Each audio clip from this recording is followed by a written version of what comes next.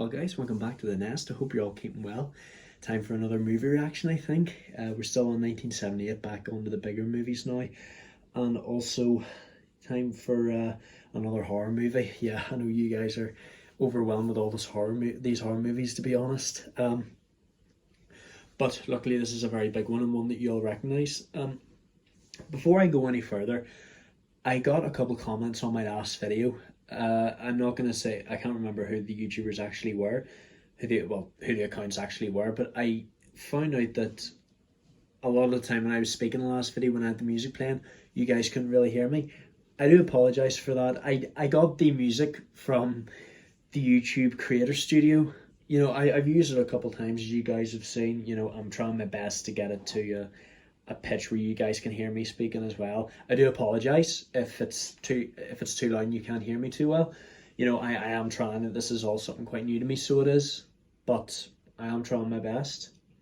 But I just want to say thank you guys very much for letting me know, and thanks for the feedback, because the feedback is also how this channel is going to get any further. Anyway, tonight's movie reaction is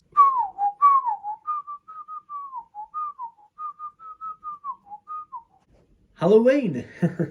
Yeah, I gotta say, I really enjoyed this movie. I do think it was quite short. You know, it was only like an hour and a half. I also got my granny to watch this with me, but she just agreed that this was too short. It was enjoyable though.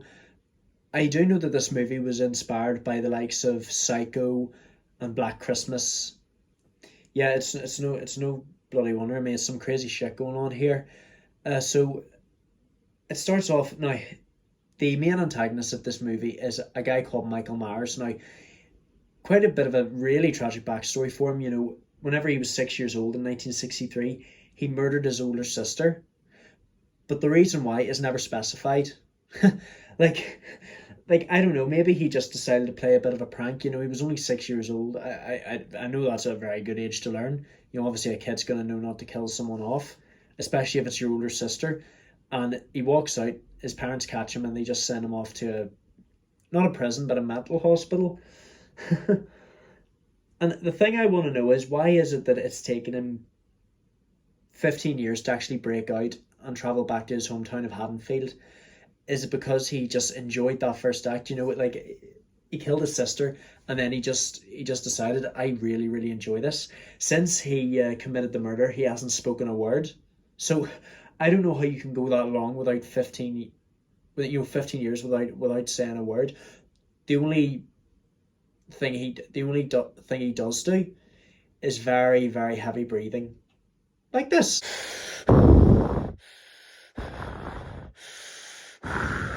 That's the only way he makes any noise. He's one creepy bastard, so he is. And he's been under watch by a psychiatrist, Dr. Samuel Loomis. Really pleased to see Donald Pleasance is in this movie. So yeah, John Carpenter was the man who directed this movie, and he's done such a great job. I actually saw that this movie wasn't really distributed by like a major film studio.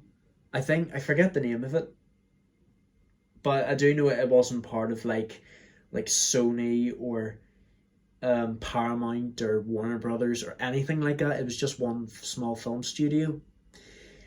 It was really weird seeing Donald Pleasance. I remember him in the James Bond film You Only Live Twice, and he's playing Stavro Blofeld. You know, that like his arch enemy. I know he's a good guy in this movie. Probably, I don't know who the main protagonist of this movie is. It's either Sam Loomis or the final girl, Laurie, who is played by Jamie Lee Curtis. Now, this was her first big movie.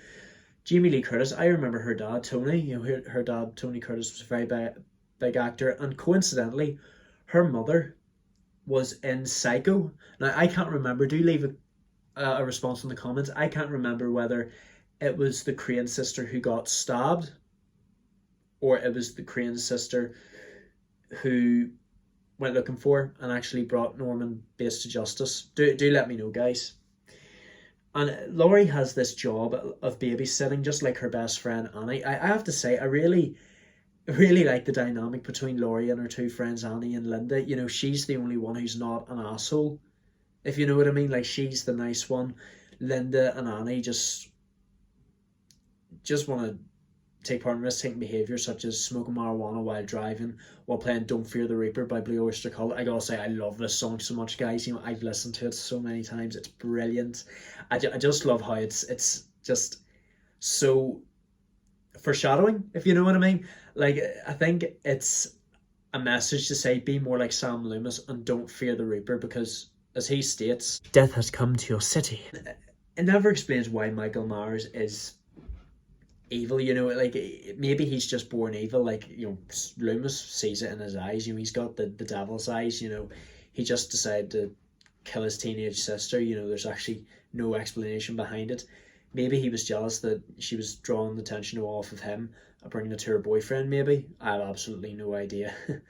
And ironically, you know, this happened while he was being babysat by his older sister. Also, how he learned to drive, you know, he's been in the same place for 15 years.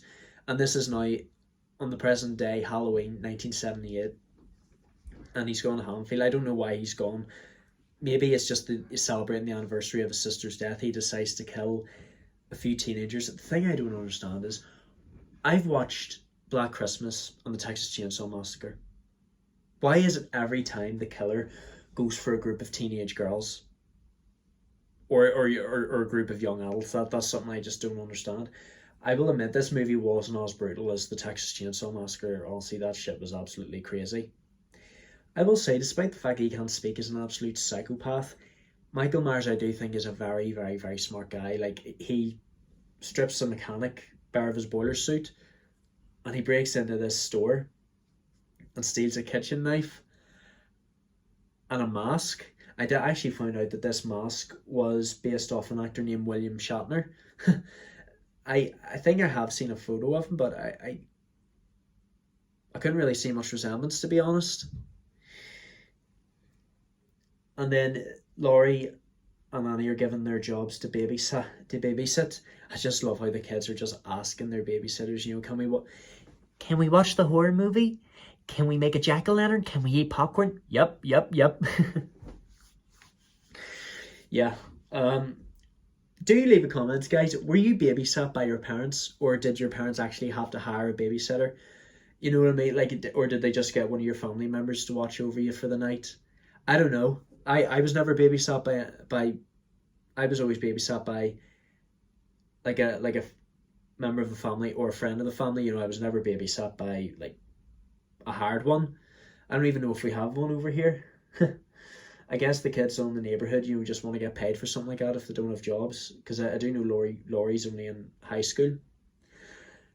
I love how Tommy is actually interested in speaking to Laurie, but Lindsay in the other house, Annie's looking after, and she just shows no interest, just watches the movie while she's stuck in the window and there is a creepy serial killer outside. Another disturbing thing about Michael Myers is he just stares at the window. I do like how this movie actually had some more jump scares. Black Christmas, I couldn't remember if there actually were some, but in this one, especially whenever Annie and Linda and her boyfriend are killed, you know, he just gets stabbed and pinned up against the wall.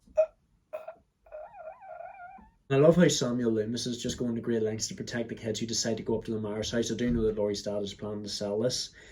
I don't know if anyone can ever live in there. Like, it's been abandoned since 1963. But I guess it'll be worth a lot of money in the end. I dread what Annie's dad's going to be like whenever he finds out that his daughter's been killed. And the scariest part is whenever Laurie goes over to Annie's house to see how everyone is, but Annie is lying on the bed dead with Michael's sister's tombstone right above her, and Paul is dangling from the closet, and Linda is just lying there in a closet. I actually wonder if I'm going to open that up there and see if there's anyone in there. Please tell me. But I do love how in the end, you know, like, Sam does come to Laurie's rescue. You know, she manages to fight him off, stick him with a needle. And, you know, as Tommy states, you can't kill the boogeyman. And it's even proven that whenever Loomis does shoot him, he falls out the balcony. You know, he disappears within a few seconds. I actually think this movie is a series, so I might come across the others. I don't know yet, but we'll just have to wait and see. Yeah, I just love the final line of the movie. It was the boogeyman. As a matter of fact, it was. And finally, it ends with my vibe music playing.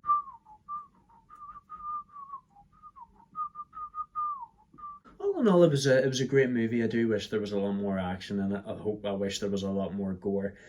Well, I guess back in 1978, whenever you've got a few teenagers getting strangled by a plastic bag, getting stabbed and pinned against the wall, and being strangled by a telephone cord. I mean, how violent can you really get? Once again, there's also a final girl in this movie. But yeah, I did think it was very, very enjoyable, guys. Whenever I was watching this movie with my friends, we had like a knock on the window, and I thought that maybe my mum needed let in, because in case she forgot her key while she was out walking the dog. And then I went down. I went down there and said, "There, I've let you in." I was like, "Okay, but sure." There was a knock on the window. I thought you needed let in. And mum's like, "No, I've got my key on me." Oh, it was Michael Myers. It was your man, Michael Myers. So yeah, my mum was playing a little prank on me. Actually, I want to give my mum a shout out for that. I don't know if you're going to see this on my Instagram post, but thank you, mum, for for pranking my friends and I. Yeah, I mean, I really, really enjoyed it. I'm really glad I'm back onto the bigger movies from 1978. I did miss doing them. I just wanted more. I will admit it's been a very long year so far. I think it's just because there's been so much recommended to me. I just didn't want to miss anything.